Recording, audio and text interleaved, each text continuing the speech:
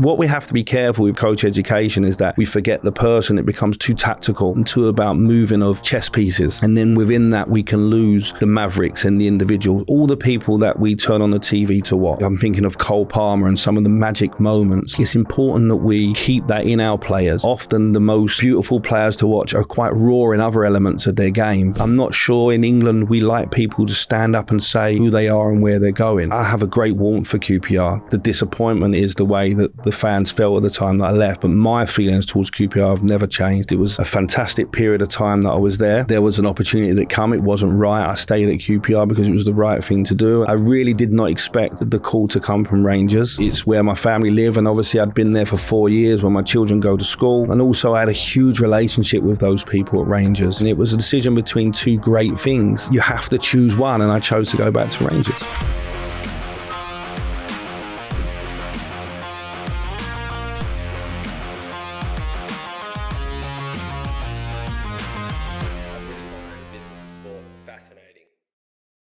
Michael, thank you so much for joining us. Welcome to the Business of Sport. Thank you for inviting me. It's a pleasure to be here. Look, everyone's going to look around. They're going to think, where the hell are you guys? This is a really nice setup. We must say a massive thank you to the High Performance team for giving us their studio at pretty late notice to record this. But as you said earlier, no headphones, which I'm sure a lot of people will comment on. I'm delighted with that. Yeah. It makes us all look a bit better. There's so much we'll cover. All of the work that you've done across football and the different styles and I guess leadership roles that's taken. Let's just stick to now though and just probably understand what it is that you're doing at the moment. Well, it's been a nice time to reset a little bit and review and reflect on everything that's gone on the past 22 years. It's the first break that I've had. My wife would say that I'm investing time in the family, but at the same time, it's been lovely being at home and doing school runs. It's also given me a chance to really study again, go and visit coaches. And shortly I'm off to Argentina because it's obviously a brilliant city with lots of teams, and doing a bit of bucket list work in that as well, going down to watch Boca Juniors. And having lived and worked in Brazil, Argentina fascinated me, and I've not had that chance. It's been consistent for 23 years coaching, so it's a really nice period of growth for me. Where did you start? What was the first job? Started in a church hall in Bromley, where I'm from, South London. It wasn't the best business plan in the world. I was charging £3 a child. The hall was £30 for the hour, and only 3 children turned up. One of those children that turned up went on to be my first team coach at Rangers and QPR. So it's amazing how that goes around. But I started coaching a franchise of Brazilian soccer schools. It was futsal. It was very individual based. It was players with a small ball in a church hall, hard floor, all about the individual, all about improving their hard drive of techniques that we would say as young coaches with young players. And the love for coaching just grew from there. Obviously, I'd been a young player at Charlton and not quite made it, was a reserve team player, didn't quite make it through. And this now was my second career, if you like, and the love of working with young players just grew. And it went very fast from there. How old were you when you stopped playing? I stopped playing professionally at 21, but still knocked around, tried to play non-league, but my passion just became coaching very quickly. I think maybe 6 months into the time of coaching my own soccer school, I was invited to work at Chelsea, and Chelsea was my club as a young boy, and it was a hugely exciting time. And I started working there with a 6 to 8 year olds, and it led to a full-time role very, very quickly. And it was a wonderful 10 years there. 6 to 8. I mean, that's so young to start bringing kids into a club, isn't it? Yeah, we had like 64 scouts, 32 coaches, around 10 development centres around London. My job was to set the curriculum for that. My job was to help whittle the numbers down, if you like, to identify the players that we would sign at under 9. I progressed and was under 14s coach, but did that job for a number of years and saw some real household names now come through that programme, both that went on to play for Chelsea, but also other clubs in London. Met their parents when they were 6, 7, 8 years old and become someone they knew really well and seeked advice and feedback from. So that's been lovely I feel very old at 44 now, because some of these guys are 28 in the middle of their careers and or in the prime of their careers, and they're achieving so much. But to see them back then and see the full journey, it's been very unique. What are you looking for in a player when they're 6 to 8 years old? I think the first thing is everybody asks that question, you know, but if 100 children run onto an AstroTurf, for example, you're looking for children that have a real natural enthusiasm, you know, because that's going to be their best friend as they progress on this journey, the natural enthusiasm to run around and play. And then I like boys that are really fiercely competitive, and that might be really emotional at that age. You may have a player that misses a chance and cries or flies into a tackle. I think you can control that over time. So the three main things are that natural enthusiasm, are they fiercely competitive? And then you're looking for movement mechanics. So not every child's going to move in the same way. You can improve that, you know, as they get older, but maybe an 8-year-old moves very smoothly, and then when you start doing all the individual techniques, it sort of locks. It's like the glue that brings all that together. So this is my chosen subject, so I'm really passionate about this. It's I think that it's really important that everything in football is about relationships and feeling. Your relationship with the ball, for example, the relationship with the way you're teaching the game, the relationship with the coaches, the feeling it gives you. And I don't think that changes whether you're coaching 7, 8, 9-year-olds or 26 to 30-year-old international football players that are very wealthy. I think the relationship and feeling, there's common things or themes that we will use all the way through the player development journey. What about the key traits for you as a coach and as let's say a manager, when you're working with players of that age? How do you get the best out of them? What are you looking to impart on them as someone that is really influencing them in the start of their career?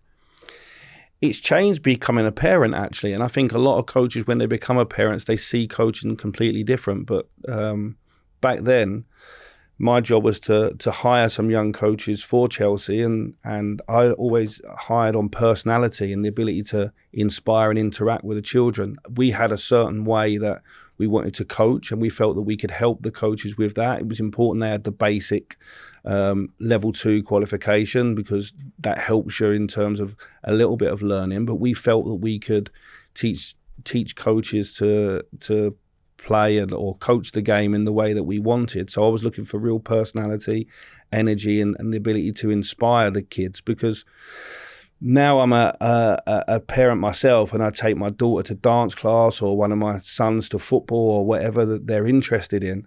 I just want my child to have a really fantastic time, and so I'm looking at I'm looking for something from that adult, you know, in terms of their body language, their personality, their energy towards the session.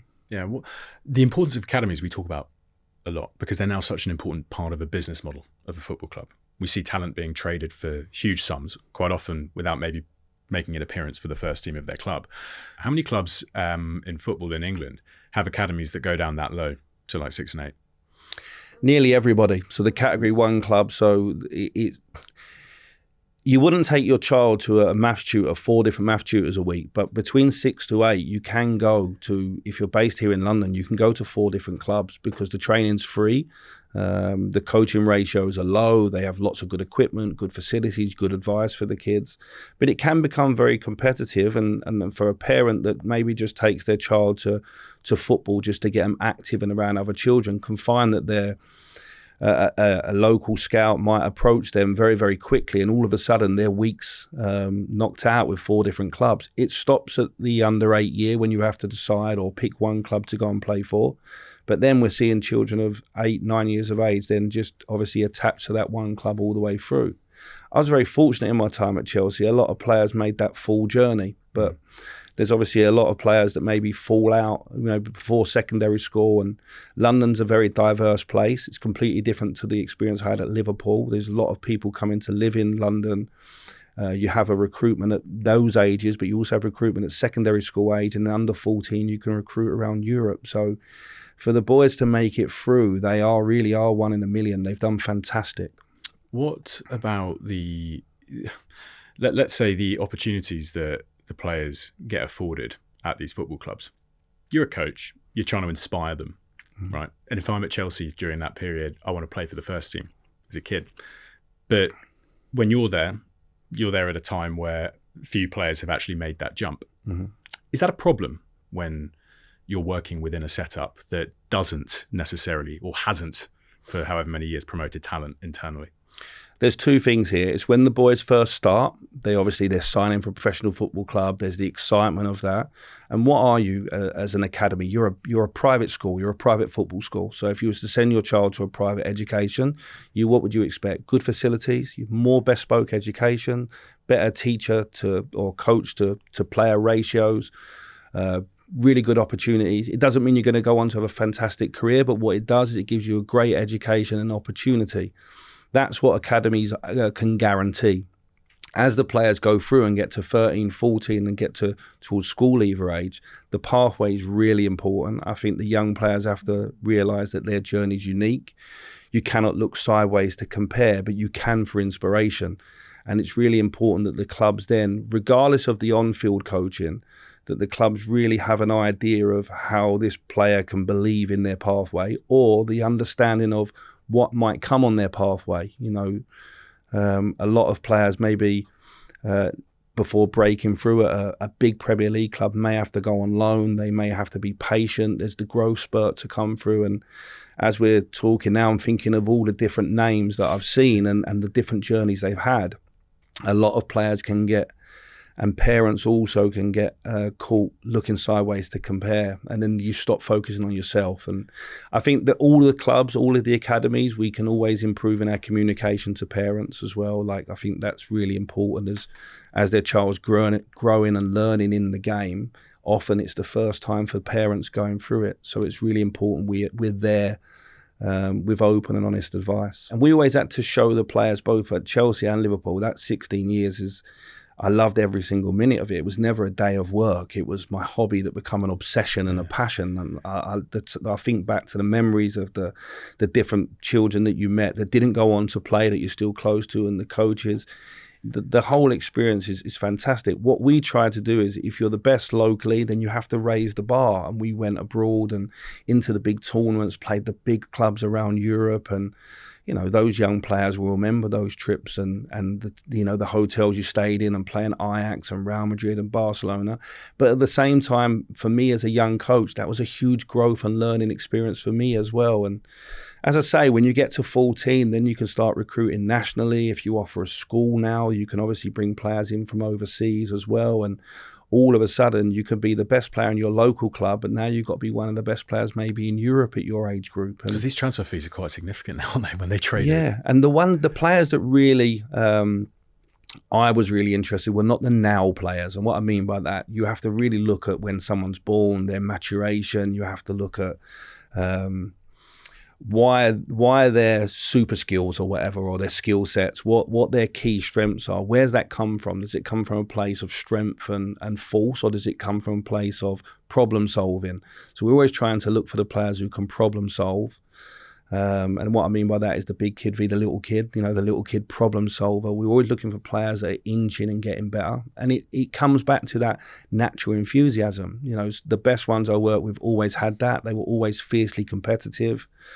And then that you have to trust your coaching program, because your ideas in one club, and certainly it was different between Chelsea and Liverpool, brilliant for me because both experiences, but what a journey. You use a great story outside, and if you're happy to, I'd love you to just talk about it, when you were mentioning the pathway there and how a pathway actually needs to look for the majority of players in the current system. Tell us about the challenges of maybe going direct and being able to do it internally in the club versus utilising the wider football system to be successful. Yeah, we used to have a situation at Liverpool where we looked at our first team and we had Raheem Sterling, Steven Gerrard, we had Luis Suarez.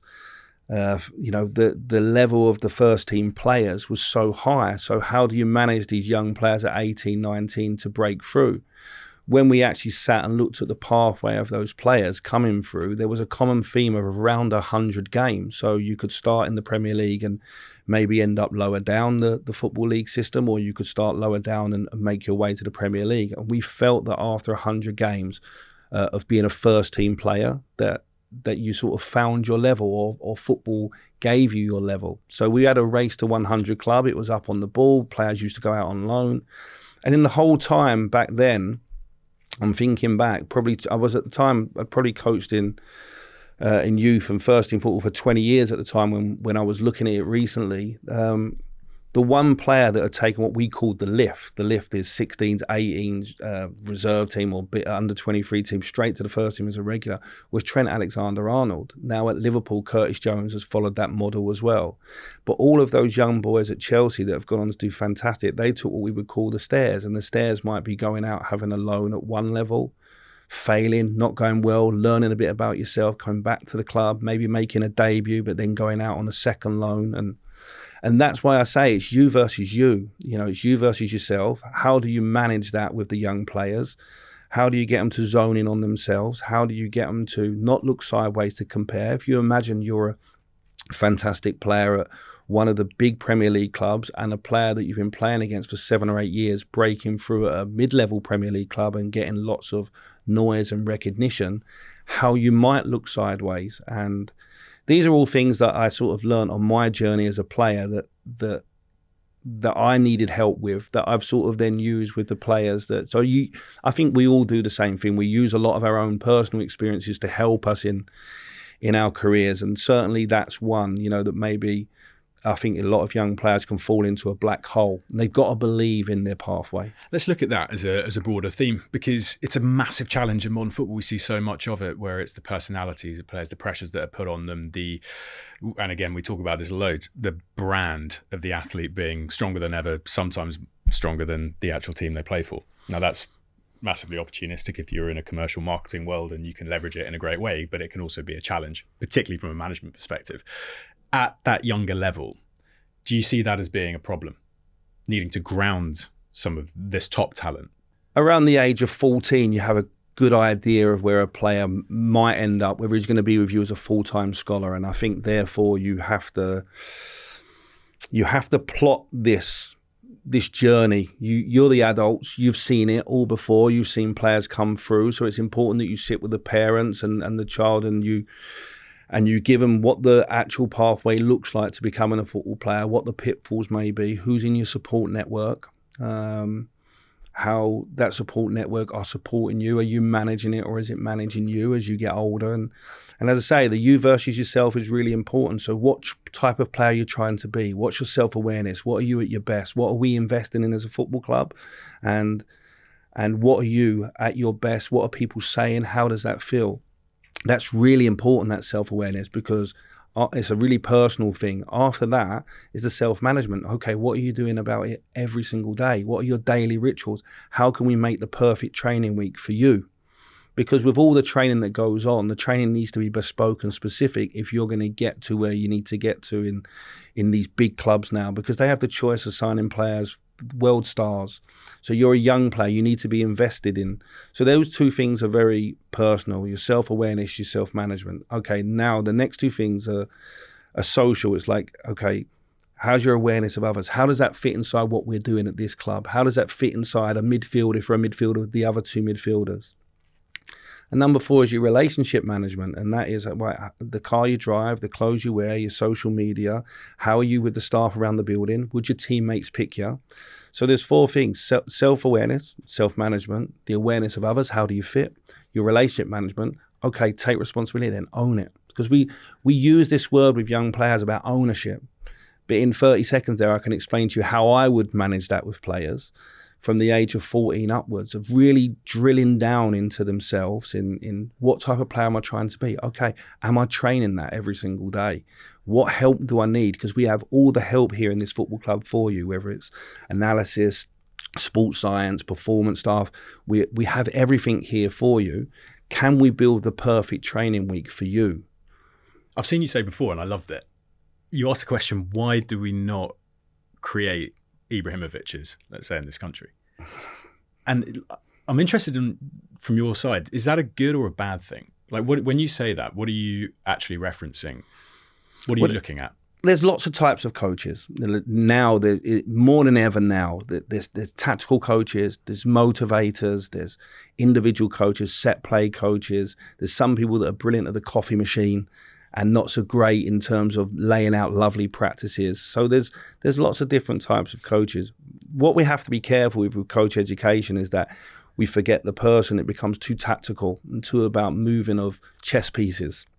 And then within that, we can lose the Mavericks and the individuals, all the people that we turn on the TV to watch. Recently in the Premier League, I'm thinking of Cole Palmer and some of the magic moments. Like, it's important that we keep that in our players.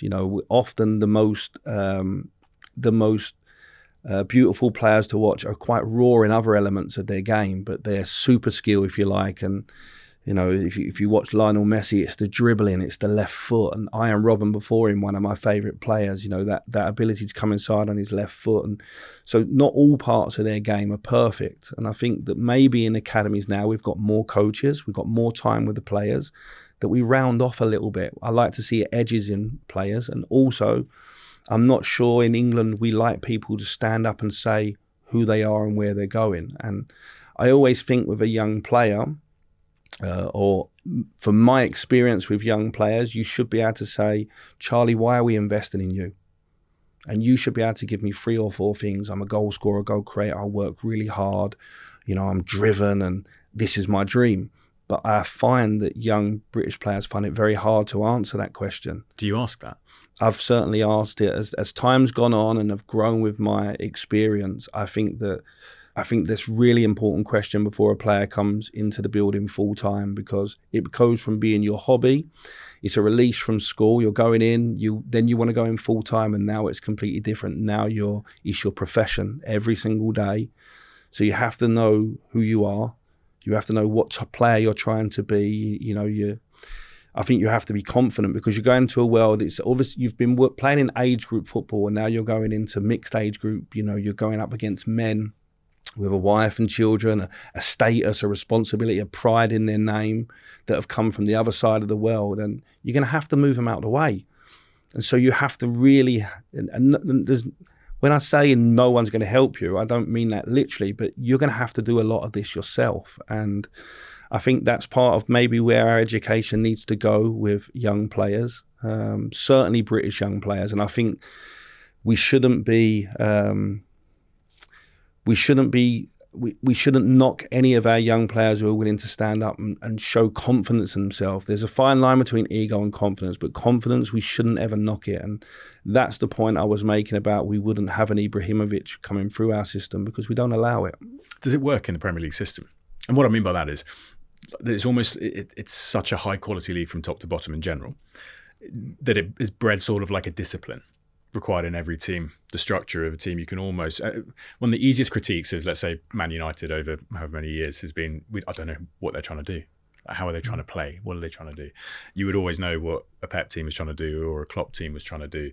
And as good as that is, it doesn't maybe leave room for these types of players. Now in Europe, or let's say in other leagues where you can afford to have maybe a couple of those, should we say, more maverick players in the top teams, because yes, you will have competition, but there's maybe more freedom.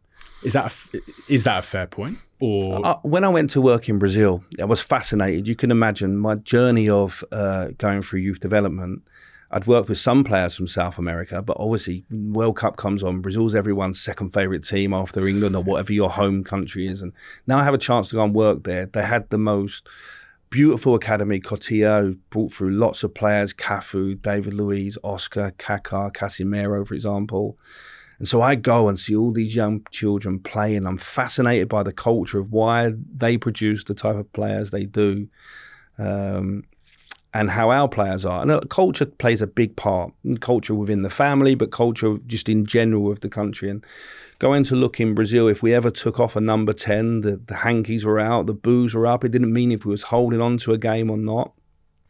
And our culture's been around hard work, discipline, conformity to the team. So therefore we can lose that. Then if you go into the individual clubs, I remember being a young coach, and Carlo Ancelotti's sort of my coaching idol, if you like. I love everything that Carlo's done. And he came over once. I was coaching the under-14s, most awkward situation, because there's Carlo, and at the time I was a really young coach coming through. And I think now when I look at as a first team coach or as an assistant manager or as a head coach, when I watched the under 18s or second team, I'm just looking for someone who's a bit different, who I think might be able to play for us, not today, but in the future.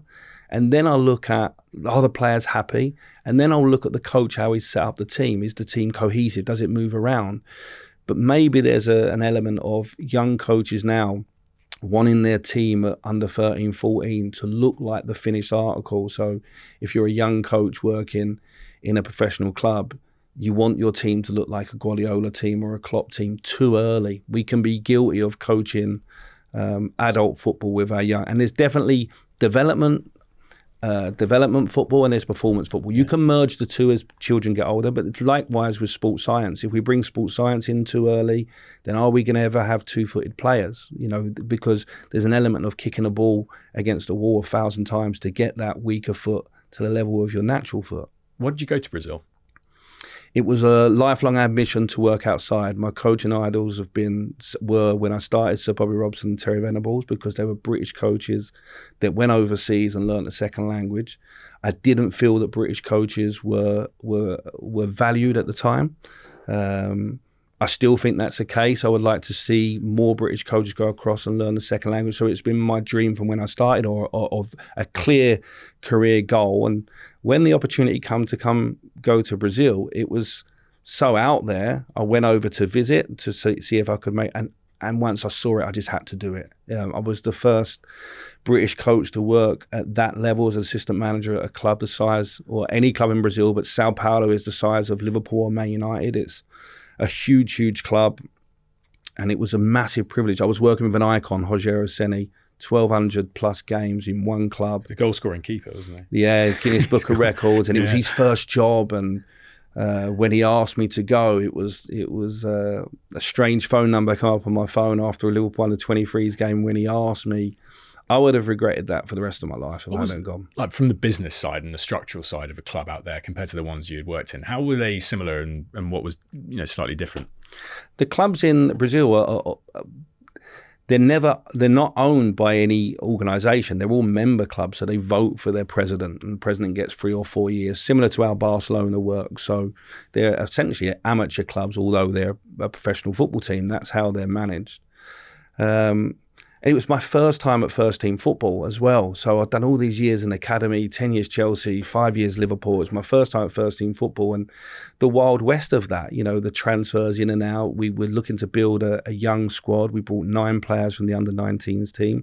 One of them was Eder Militao, who's obviously gone to Porto, Real Madrid, and had a wonderful career. And it was fantastic. Rogério was an icon, in Brazil, they treat their icons very, very special. He can't go anywhere in his day-to-day. He's that held in that high regard.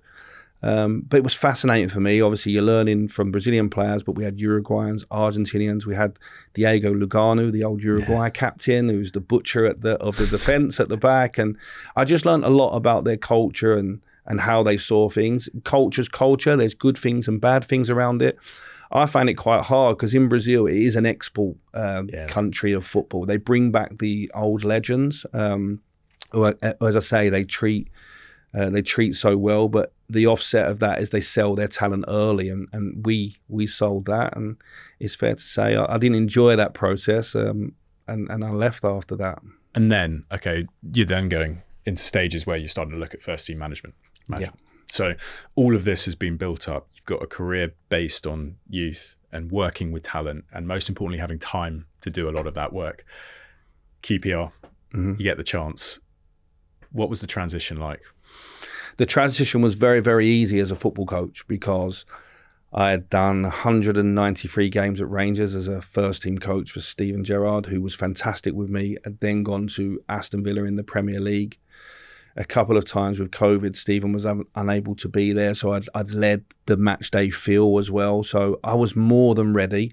There'd been opportunities prior to that, but QPR just felt right. I'm obviously a London boy, and I'd been away from home for a long time, and I know a little bit about the club. I was very comfortable with the remit they gave me as well. And that remit was? When I sat with the owners, the big thing for me, if I was going to step out of being an assistant manager, was I wanted clarity on everything, and that clarity then would give me a peace of mind to go to work, and then I could give them the best version of me. I wanted to know the remit. The owners there were fantastic. I have a real good relationship with them that's continued now after I've left. And the opportunity was they were a young squad. They didn't have money to buy, but you could do loans and use the investment they had. They wanted harmony in their club between the first team and the academy, and they wanted to play in the style of QPR from the ages before, which was brilliant for me because they like Mavericks. QPR is a club that's had Mavericks down the years. You can Stan Bowles, Rodney Marsh, that's been Adel Taarabt. And so we had two young players in Ilias Chair and Chris Willock I was really excited to go and work with. I think you have to see yourself in the team that you're going to go and coach. You have to be excited before you go in the building. It shouldn't be you're going to go in there and change everything. And so I was very happy with the remit they gave me. They wanted harmony in the club. They wanted to play good football in line with the QPR way, and they wanted to stay up and progress. And I was like, is that it? I'm so excited. Let's go. And it was a wonderful period. How much of an interview is you interviewing the club as well as you obviously being interviewed by the owners? I think it should be 50-50. I think you should be going in there and seeking answers, of course, because ultimately you're working for those owners. You're working for the fans and you're working with the players, of course, and the staff, but it will only last for the amount of time that the owners are happy with you in terms of, are you progressing their club towards the direction they would like to? So the questions I ask is, what is the vision they have for the club? And obviously you have to believe that you can fill that gap for them. And then you're happy to be judged on what's being said in the meeting. So the big question for me is like, okay, I want clarity on like, are we the big club in this league? Are we the underdog or the survivor? How does our squad look then? How do you want us to play football in line with that? I think the underdog's a great place to be, by the way, but to be the silver medalist and jump in, I think it's a great place to be. Then, okay, how are we going to promote? Are we going to buy or are we going to develop? How are we going to get around it? How are we PR in this? What is the stability you're going to have around me? Because that's very important. You share your way of working and then what's the remit? What's the timescale? And I think you have to be very, very comfortable with those things. I think the conversations have to be long, and I think you have to ask the awkward questions. And I love that part of it. I love talking about football. So each of obviously I've been a head coach 3 times, but I've been in many more meetings than that, meeting clubs, and have said no, or it hasn't been the right time. But I'm always fascinated about drilling down with the owners on exactly what they want. Player trading, transfers, budgets, etc., I'd imagine comes into a lot of those conversations for a lot of managers. But you having your roots in coaching, player development, may slightly change how you had those conversations. Were you really looking at some of the clubs that had a real opportunity to promote that talent, where you could work with some of those players and give them the opportunities in these teams? I wanted some guarantees around staffing because I'm huge on coaching ratios. It started when I was coaching the kids at under 6. I wanted a 1-6, 1-8 coaching ratio, more balls than players. It's all the same now at first team level. You're just working with adults, but I'm getting older, so the gap's actually pretty much staying the same. But my big thing was around, look, this is the way I want to work. I believe in you versus yourself. I've got to manage a squad of 25, 30 players. That's very difficult for one person. I want to bring a lot of the development work I've done at Chelsea and Liverpool into the first team environment. These young players now, even up to the age of 30, have been through the academy system. You've got to, so they're used to it. They're expecting it. They're demanding the individual work and also the care and time. So for me, it's like, this is how I want to work with my staff. Will you support me on that? I'm happy to take some staff that are inside the club, but I do want someone to look over the defenders, the midfielders, the forwards, to do workshops with them, to cut video, to really focus on the individual within the team. And I call it water in the grass. How does one person get around the whole squad? And so you need your staff. So it's selling that. It's selling a model of a way of working. And if you can find agreement on that, fantastic. You can certainly hear new ideas or adaptations of that you're willing to accept, but at the same time you have to know how you work best, and that's how I work best. I always love the conversations that come when a manager changes, and it always comes into the backroom staff as well, and you see these massive groups of people all moving and following around. You had Steven Gerrard at Rangers, you had him at Aston Villa, you've done recently at Al-Ettifaq. Why is it important that consistency runs through? Is it as simple as saying we just know how each other work? I think you have to know what type of manager you're going to be, I've spoke to a lot of ex-players, and when Steven asked me to go, he was very clear on what type of manager he wanted to be and then what type of staff he needed. And I think he chose very, very well in his first job at Rangers, and that staff stayed together for the initial period at Aston Villa as well.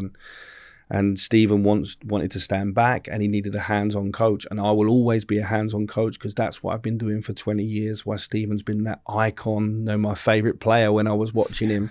And so it was well, more so than Frank, as a Chelsea fan. Yeah, like Steven was someone I had such an admiration for. Obviously, as a Chelsea fan, Frank Lampard's a favourite, but Steven was so immaculate in his career. And then when I went to Liverpool and watched him train and had the opportunity to maybe be around 1 or 2 sessions, when he asked me to go and work with him, we never got past hello. It was like the first conversation. So when I asked him, he knew I was on the road to being a manager. So when he asked me to go and join him, he was very clear in what he wanted, and I was very happy. And that's what I say, the clarity is a big thing. Clarity you try to give it to players, you try to give them clarity on their role, and then it gives them a peace of mind. They might not always like the clarity, but it gives them peace of mind, and that allows people to perform and bring the best version of themselves. And Steven never budged from what he asked me to do, and it brought the best out in me, and it freed his energy up for what he wanted to do. So it wasn't just us. There was a management team around it as well. Gary McAllister was hugely influential, and Jordan Milson, Tom Colshaw, the other people that was involved at Rangers and Aston Villa were hugely inspirational. But I learned a lot from Steven in that regard. This is a massive change, though, for you and your life and your family and everything that comes around it, just to follow someone. So I'd imagine there is more, again, to this than just you going, okay, yeah, I'll follow you wherever it is. So let's say you go from Rangers to Aston Villa. As the team, as a discussion point, how does that work really from its most simple form? Is Steven sitting down with you saying, I've got this opportunity, or we've got this opportunity, we look at this collectively? Who wants to come, who maybe doesn't? I know the club, Rangers, will maybe make a decision based on who the incoming manager is. It's not as if you could just stay there. But what does that process look like? I've had that both, obviously, with Steven more than once, because it wasn't the only opportunity he had. But I've had it with my staff as well when I form my own staff. And you are very mindful of that as a manager, with your staff moving around. And also, your staff in one place is not always the ideal staff for the next place and the part of the journey you're going on next, and the size of the club. And also, as you go down the leagues, I really feel for some managers, because you never have your ideal staff. Good people are in good jobs, and they may have roots in a certain part of the country, and you're going down to another part where the salary you're going to offer. So it's never perfect. But I think what you have to do is you have to choose for what type of coach do you want to be, and then how do your blind spots, if you like. I think as a manager now, you have to have a good handle on everything. My education at Chelsea and Liverpool around sports science, around analysis, has really helped me be rounded, because I've done 20 years as a coach. There's other areas of management that I need help, and I'm still learning around, as a manager of Glasgow Rangers, you might do 15, 16 interviews a week, and you're not always going to come into that room in a perfect place. So, and I'm honest enough to say that's an area that I'm looking to improve, and I have improved on over time and will continue to. But it is an element that you don't learn in the 20 years on the way up. And there was a unique skill set between Steven and myself that made that relationship work for the time it was together. Okay, let's do the worst thing. Let's humanise managers. Let's bring in the side that people don't generally see when they read papers. On that front, human element comes into a lot of the decision making that you have to navigate. So you're at QPR, Wolves isn't right for you, Rangers is. What is it that you think about? How do you approach these things? When you have something, as you've said previously, you were very happy at QPR, it was going really well, but there's more factors to this than just simply what a fan base may take into account. Yeah, obviously, QPR, I have a great warmth for QPR. The disappointment is the way that the fans felt at the time that I left, but my feelings towards QPR have never changed. It was a fantastic period of time that I was there. There was an opportunity that came. It wasn't right. I stayed at QPR because it was the right thing to do, and I spoke in the wellness of the club and the journey that we was on. I really did not expect the call to come from Rangers. It's where my family live, and obviously I'd been there for 4 years, where my children go to school, and where they're comfortable. And also I had a huge relationship with those people at Rangers, the people that came to interview me or ask me to go back. I'd spent 3.5 years with. We'd come off an invincible league win. We'd had big nights in Europe, and I had to make a decision at the time. And throughout my career as a young coach, I still feel I'm at the start. I'm 44, but I still think I'm at the start of my career. I've always had to make difficult decisions, whether it be to leave Chelsea and go to Liverpool, to leave Liverpool when I was living the best moment of my life, to go across to Brazil, and then when I come back to Liverpool for the second time, you can imagine how hard it was to say I'm going to Rangers. And so to leave QPR to go back to Rangers was tough. Rangers, I had a grip on me, so it was a decision made with the heart. They had just been Europa League finalists a few months before. We'd won the league invincible with 10, 11 months earlier, and I had to make a decision. It was a decision between two great things, and you have to choose one, and I chose to go back to Rangers. Scottish football, it's huge. Two teams obviously dominate it. What was it like being in that environment? How was it? It was a huge privilege, and I think everything that comes with that job is a huge privilege. I've loved every minute of being at the club in both in both times, the good and the bad, because I think you have to accept that comes with it. If you don't want that, stay as an academy coach, stay under the radar. But you go towards first team football. It's the thrill of the match day, and every game at Rangers is a big game. Every game's live on TV. It's beamed around the world. There's a lot of focus on it. And so I loved it. There's big clubs in Scotland, the two Edinburgh clubs, Aberdeen are big clubs. Finances have left the Scottish football behind. They're next to the world's biggest league. So I feel for football in Scotland because there is an imbalance in fan base, and then that leads to an imbalance financially. But it was a huge privilege. The football clubs are great, and I had real support from Rangers fans the first time round in the initial period that I'm really grateful for. And I can't escape it wherever I go. If you're a Rangers or Celtic employee, or if you go on holiday, or if you walk in the streets here of London, someone will support one of those two teams. And I've had some fantastic, never anything nasty, but some fantastic conversations, meeting the fans. The passion is huge. And the finances, right? You're suddenly working with budgets, and you're dealing with transfers, and you're going from working with that, as I said, pure play development side into the more business, the front-facing piece. When you had to make that transition, when you go into a club like that, where there is an expectation on player trading as well, how involved were you? I've been very fortunate with the sporting directors I've worked with at QPR and Rangers, two very different people in Les Ferdinand and Ross Wilson, but I had fantastic relationships with both of them. And they really, really supported me as a first-time manager. You think I had 22 games at QPR, life come at you quickly with the awareness and, really putting your head above ground as a manager, and it moved very quickly. So when I went to Rangers, I was still in my first year as a manager, and I think a young manager, what is your skill set? If your skill set is working with players on the pitch and having an idea of where we need to improve, then how does a sporting director help you? Well, he helps you keep on task with the remit you agreed going in. He helps you by managing maybe the other departments. He helps you by being a line between you and the board and agents, and keeps you fresh and energetic to do what you're good at. And Les and Ross, I'm very thankful for them both doing that. I found it more difficult when Ross Wilson left in the March. At the time, we were doing quite well. I think we'd won 18, drew one, lost one of the first 20 or 21 games. We was in a really good place, but losing that person that was there every day, managing those aspects. Of course, the coach should never be forced, a player should never be forced on a coach. The coach should be meeting a player at an open door with a handshake and really warmly, and be involved in the last part of the process in terms of talking about his vision for the player in the club. That's very important, but I don't want to be managing all of that. You want to be part of maybe a technical leadership team, and I had that at QPR and Rangers. How much of the job now is managing up? It's really important, and I think it comes back to your initial conversations. And it's okay, an owner from time to time might want to move the remit. That was certainly the case at QPR because we did so well so quickly, and then people can get a little bit dizzy, and then the communication can be a little bit different to what it was previously in terms of ambitions. That's fine. You can have board meetings where you can move the goalposts a little bit. It's really important that you have clarity on that, and then you always talk about the way it's going, and you always talk positively. I think in football it's important not to talk back. It's about talking about tomorrow and what's coming, because we don't want to do a commentary on what's gone on in the past. You have to be positive and move forward. The next game's coming, and And there's no blame, there's no ego. We're all in it together. If a signing doesn't work, we have to know why we chose that player, and we have to look at the reasons maybe why it hasn't worked for that player, rather than pointing fingers. I've seen that in football clubs, and it's really you have to have those conversations with the board and real clear communication. And all of a sudden, other elements of the job come at you that you're learning.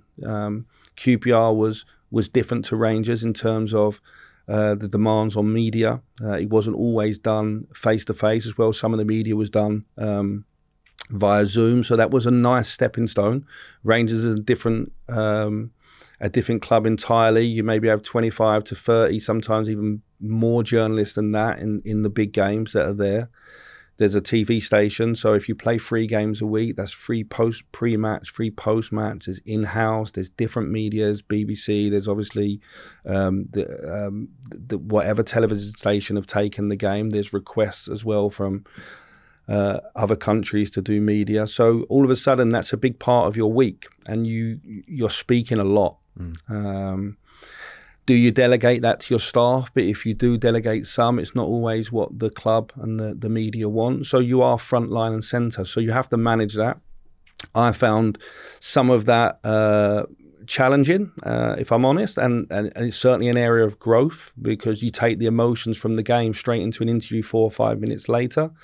You come out of a room with your assistants after a game, either very high or very low or indifferent, and maybe 6 or 7 people, and then you walk straight out into a media conference and you could be thrown by a left field question. It's all part of our learning, and I enjoy doing media, but it's an area that you constantly have to work on, your time management. And I think that's where a really good sporting director keeps you fresh. A really good owner can keep you fresh, but more so also the people you choose to go on the journey with in your coaching staff. You become public property, really, don't you? Yeah. As you said in the past. That came through, I think, really strongly looking back at your experience at Sunderland in particular. And you don't seem like someone that has regrets. You seem like someone that will learn from every experience. But, when you have a tenure like that at a club and it's very short, and we've talked again about the importance of longevity and getting the chance to properly implement your structure and your strategies. How do you view that as an experience, from a learning of the realities of what the environment is versus your own assessment of yourself, I guess? Everybody went into that with the right intentions. When I got the call to go and meet them, it moved very, very quickly. Really interesting way of working, a young squad. Everything behind the scenes looked like a really good fit. I did go in on my own, which was a gamble in terms of the way I wanted to work, but over time we were going to look to rectify that. We just never got to that junction for obvious reasons. The timing of when I went in was difficult. It was, the back end of December. I think I started on the 21st of December, and we played 4 games. We played the 23rd, 26th, 28th, and we played the 2nd of January. We came out of the 2nd of January 5th in the league. We went straight into an FA Cup game with Newcastle, and everybody knows what a privilege it is to coach in that game. But obviously there was a situation with the Newcastle fans painting the bar in their colours and everything that went with that. And my last 2 home games there, we won both 3-1. They did a fantastic thing, the Sunderland fans, for my niece, who was unwell at the time with leukemia. They did an applause, and the way they were towards me. So, I have to say that it wasn't, I was only there for 12 games, which is no time for a coach, and especially in the period that I went in. That's a fact. Everybody knows that. And we won games. It wasn't that we didn't, we won the last 2 home games 3-1, won 4 out of 11 in the league, we drew 2. It wasn't, but the feeling of the fans towards the appointment wasn't right. And so... Why? I don't know. I think they had a really good affinity to the previous coach. I actually took that as a good thing, because you want fans to have a feeling towards a manager. There'd been an interim period for 2 or 3 weeks, and then I came in. I wasn't the only manager they spoke to, and I came into it quite late, and then I was announced really quickly.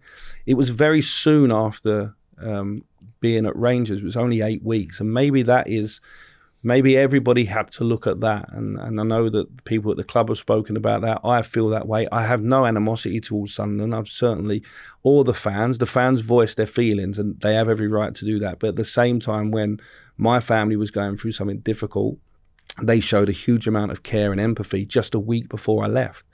And just a week before, we were in the playoff position. So it comes quick. It's interesting. The 2 jobs I've had in the Championship, which is a really tough league, I've always been in the top 8 at the top end of the championship. And that's disappointing. I had a belief that it would go well over time, but it didn't, and I left, and it was probably best for everybody.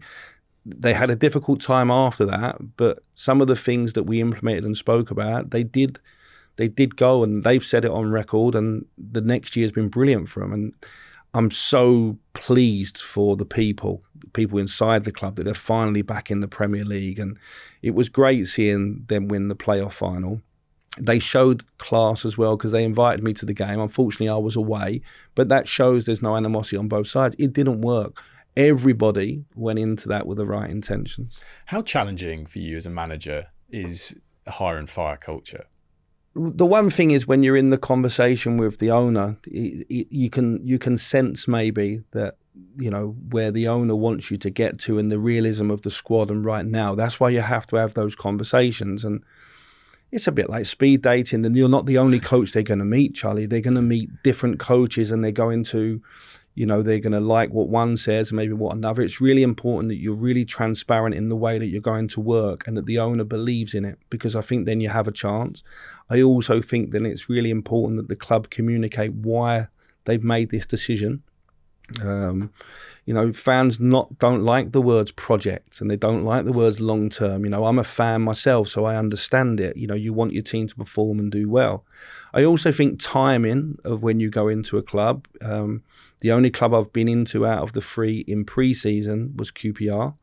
I've gone into a club at Rangers in mid-season. It was the World Cup break, and it was a squad that I knew, and I was really welcomed back by the players, and in terms of the way that I wanted to play. They had fond memories of that. So it was the first time really I went in at a real difficult period in the winter, firstly for training in the northeast with the wind and the rain, but just the amount of games that you play. Also at Christmas, players have got a lot going on in their mind. So I do think that when you're hiring a manager as a club, I think the timing of when you hire is really important. Sometimes it's out of your control, whether you go in mid-season or not, but all those things play a part. But also the communication outwards of the journey that you're on. Some clubs do it fantastically well, and others are still working that out. But that sounds like a big learning for you then. Every time you have a managerial conversation, if you're looking at it and you start on the 21st of December, we all know how tricky a Christmas period is. Doesn't matter how good your team is. You know, you can easily lose on Boxing Day and New Year's Day if... You know, yeah, and I was never going to turn down a club of the size of Sunderland and the history. It was a huge privilege to have the opportunity. So you make the best of the cards that are dealt that come your way. But yeah, it's fascinating. You know, how did I learn to coach? If you go back, what's your beliefs? What's your sort of your values? Well, I'd been 10 years at Chelsea and 6 years and 2 periods at Liverpool. That was all about the long-term vision, identity, and how you work towards it. So that's what I know. That's what I like. I found that very difficult in Brazil, hence why I left the club shortly before the manager left, because what they'd said at the beginning, it wasn't reality. And that was my first time at first team football. Now I know that's just sometimes that is first team football. But that's really what I believe in. I miss going on the journey.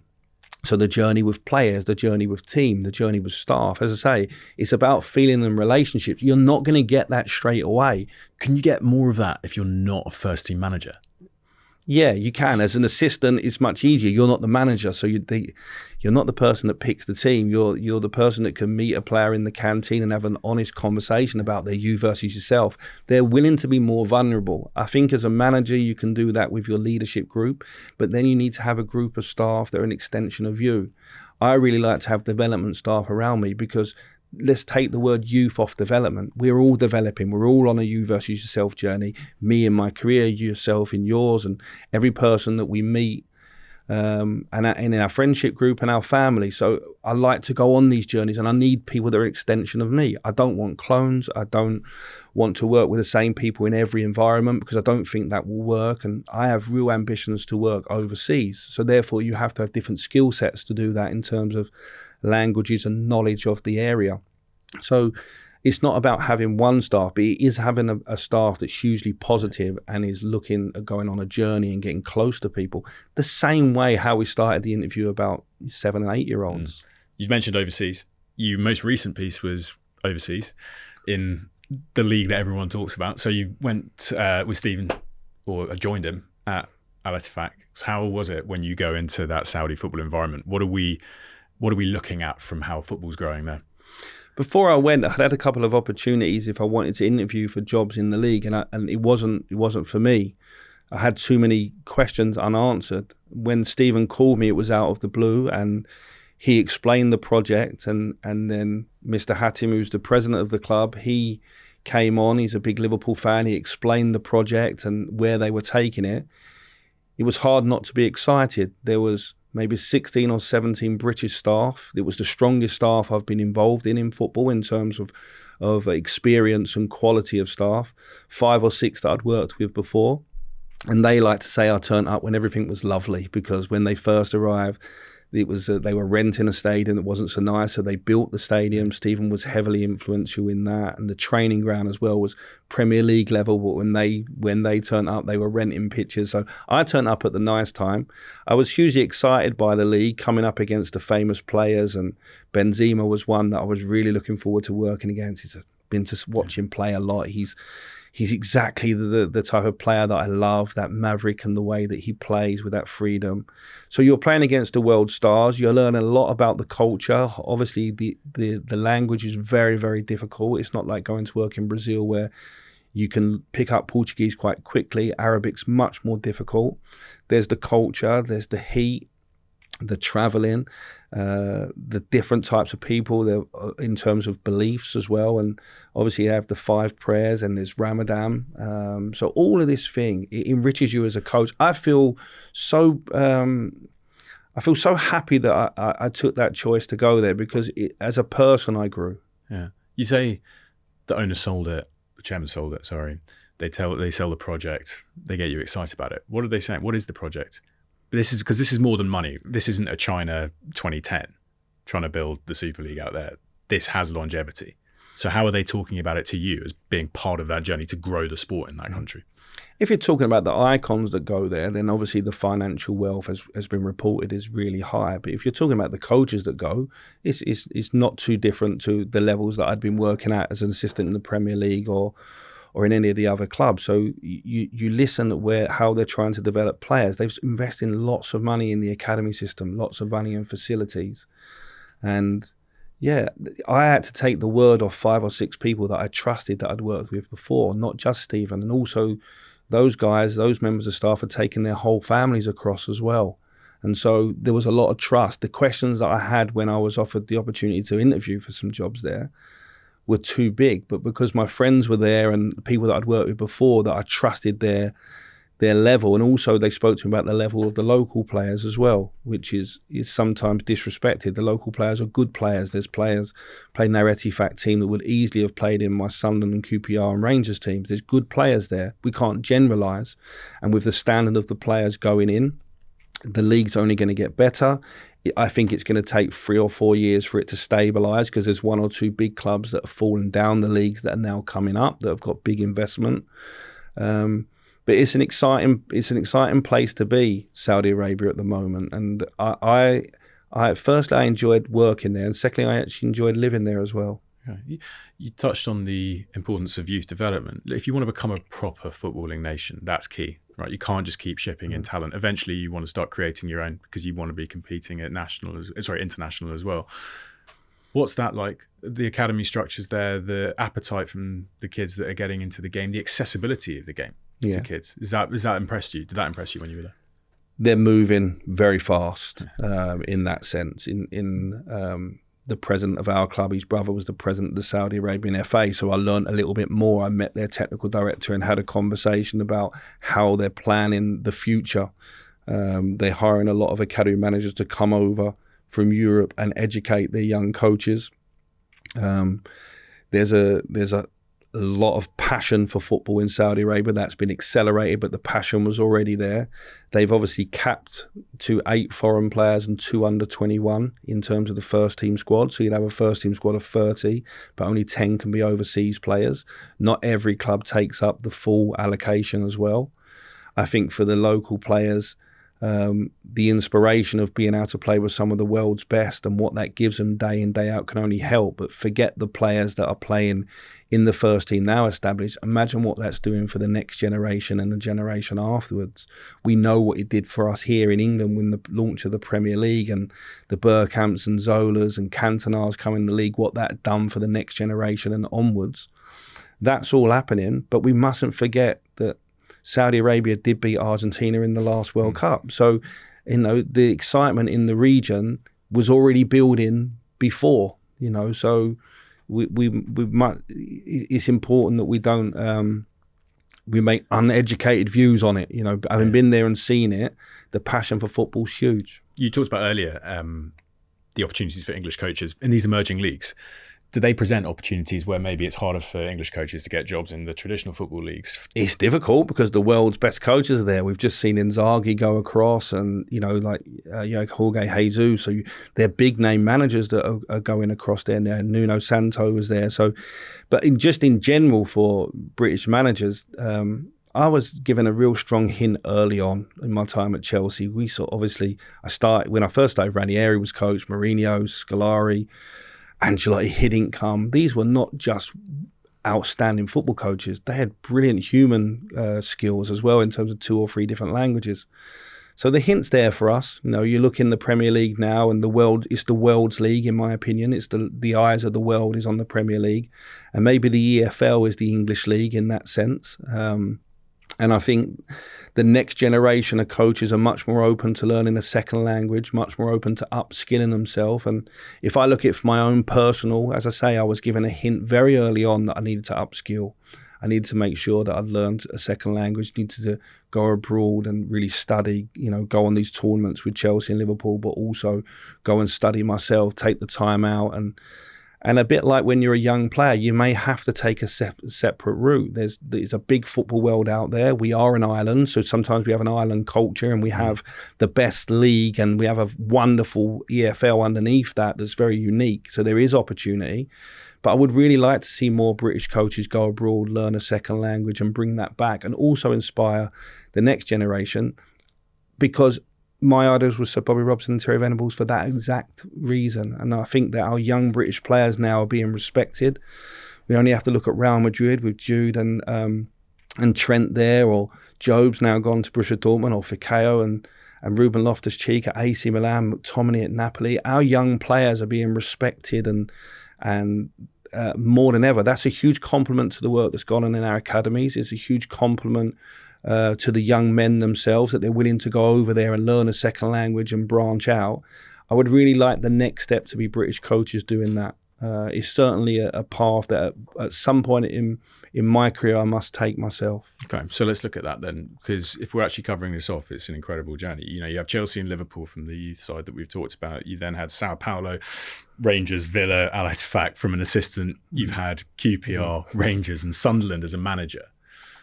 How are you viewing this next step? I still feel that I'm at the start. A lot of ex-players will come out and start coaching around this time. So I have a lot of experience, a lot of really good experience in there, not always really positive. I have to say up until maybe 2 or 3 years ago, there was a lot of whipped cream in there, and there's now the other type in there as well, which you need. And I feel that the young manager that went into QPR was quite naive. The naivety of youth, if you like, can be a strength. But at this moment in time, I'm much, much more equipped to be a manager of a football club and an exciting project. And the energy I have for it, I have energy for football of all ages and of all levels, and one day when I've got many more grey hairs, I would like to go back to youth where my first passion started.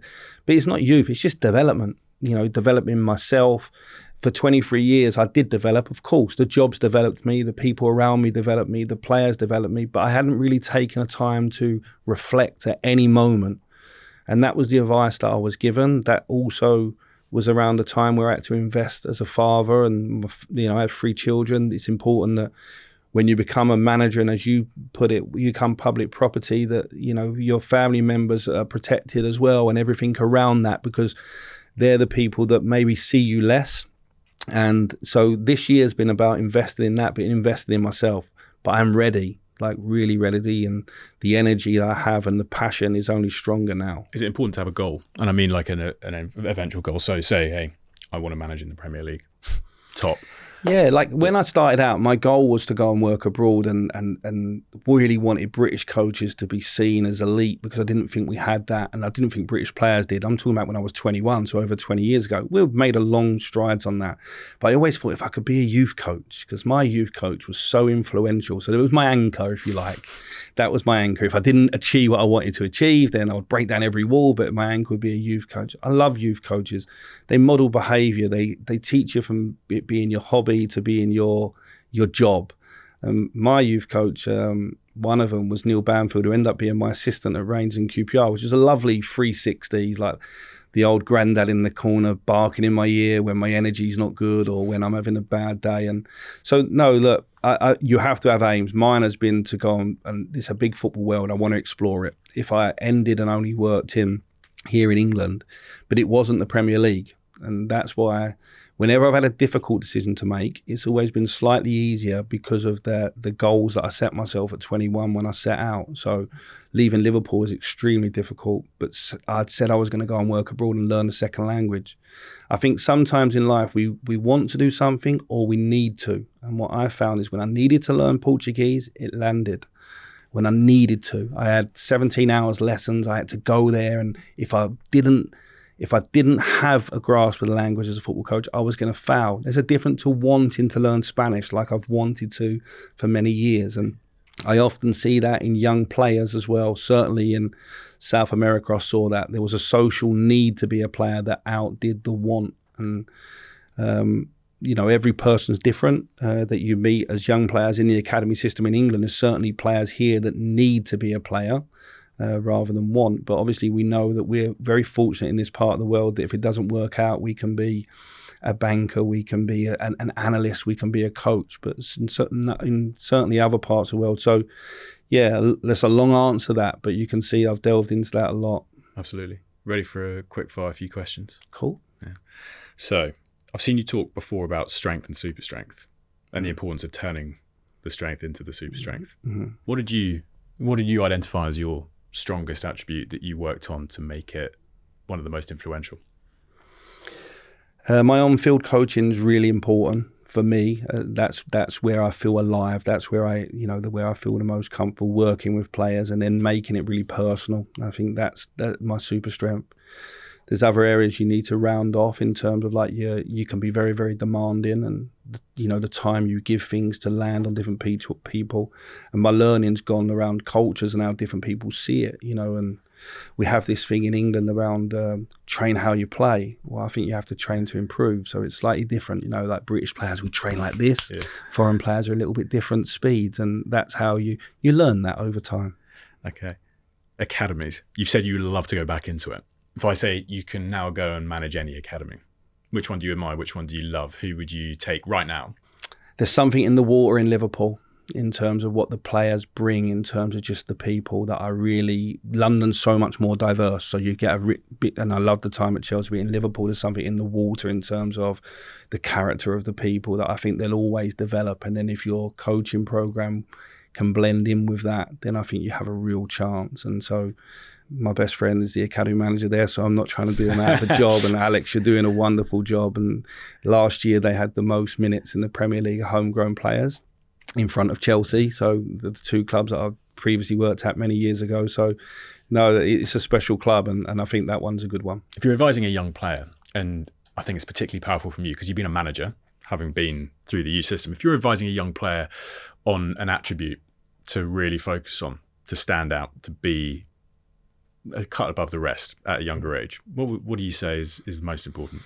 If we're talking about a technical skill, I'd say what I would call the action man hip. So, when you're young and you have the action man and the hips go all the way round, well, that's a bit of advice I was given very early. The best players twist and turn, or turn with the ball slightly better than the ones the level below. And if you think of any player that you love when you're watching the game, Charlie, think of that. It's almost like the ability to twist and turn and evade, like individual possession is such an important thing. But with any player, if a player's a dribbler and that's their elite skill, and you say, how can we make that a super strength? Well, are you dribbling outside to cross on your right foot? Okay, can you dribble inside on your left foot? Can you cross? Do you know how to combine with the other players? So when I say you make it a super strength, you make it more varied, more robust to come up against different opponents, to come up against different sizes and strengths and different areas of the pitch. So you are improving weaknesses, but around the focus on the strength. These young players now get so much feedback. Stay on what they're good at, stay on what they love, and use that as the inspiration for development. Interesting though that you said if I was talking about performance there. Yeah, because there's a mentality side as well, right? Yeah, of course, and it's how we can put little building blocks in as the players go through, around this you versus yourself and keeping your network close. A lot of the players that I've seen do well, their network's very small in terms of their support network. It might be a parent, it might be a coach, it might be, one of the questions I ask players is, who's the most inspirational person in your life? Why? And how do they make you feel? And what do they make you do? Because I think we can ask that to any person and you'll get an understanding. It might be a grandparent and he says, never give up. And then that's almost a way that you can manage that young player. And it might be, or my mum or a school teacher, and they put the arm around it. Very rarely is it that someone gave them a wonderful piece of tactical advice. It's a feeling. And so it comes back to feeling and relationship. And that's the curious thing about first team football. If it's about feeling and relationship, then the tenure of managers is crazy. Like when I went to Brazil, the average tenure of managers was 15 games. That was the average.